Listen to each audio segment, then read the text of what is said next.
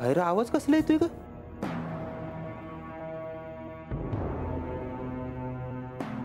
ए I ए ही माणसं यायला लागलेत वाड्याकडे आपल्या. तो खरं का? हा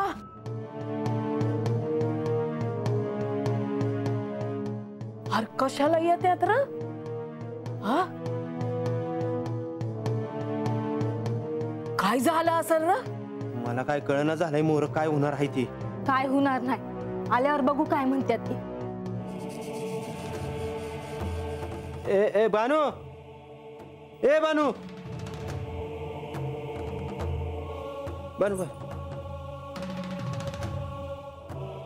आत यावं काजी? या आत या.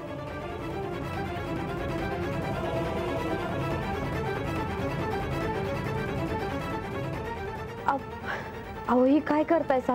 माझ्या पाया पडू नका जी.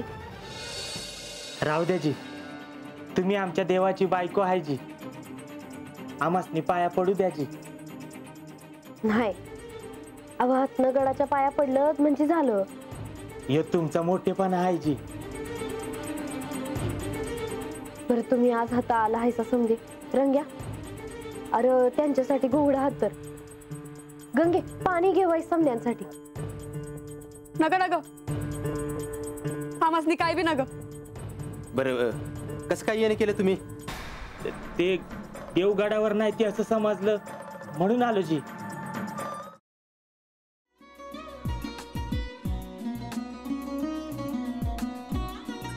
लावू का?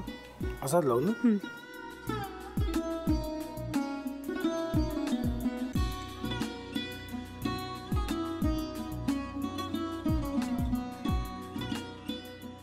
आता काय करायचंय? आता आपण ड्राय स्टफिंग दुसरं काय करणार आपण त्यात? आपण ह्याच्यात मेयोनीज न टाकता बाकीचे सगळे साहित्य टाकायचे. अच्छा हे सगळं. ऋतू माझा तर विश्वासच बसत नाहीये. म्हणजे अगं बहिणी आमचं लग्न व्हावं म्हणून किती प्रयत्न करत होती आणि ते सगळं करताना की शिवच्या आम्हाला माहिती पुरवते. नाही मला नाही वाटत.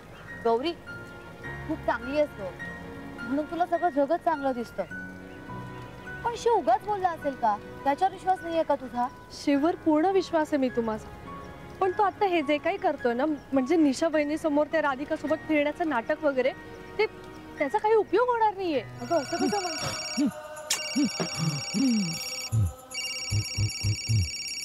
अगं नीलिमा, जतीन भाईंचा कॉल आहे. हो माहितीये. रिसीव कर ना. अगं बघ कट झाला. आता तू रिसीव केला नाहीस म्हणून ते मला करतील. अब पुन्हा आला बघ. घे बघू. पण हे एक ना एक दिवस घडणारच होतं. आता मला कळलं तुम्ही 2 दिवस झाले काय सांगत होता ते. बनू हे संकेत असतात आणि हे ठरवून येत नसतात. मी बाहेर तुमची वाट बघते.